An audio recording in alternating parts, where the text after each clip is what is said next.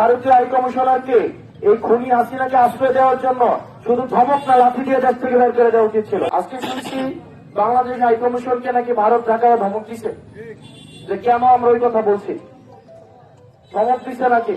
ওই ভারতীয় হাই কমিশনারকে এই খুনি হাসিনাকে আশ্রয় দেওয়ার জন্য শুধু ধমক না লাঠি দিয়ে দেশ থেকে বের করে দেওয়া উচিত ছিল।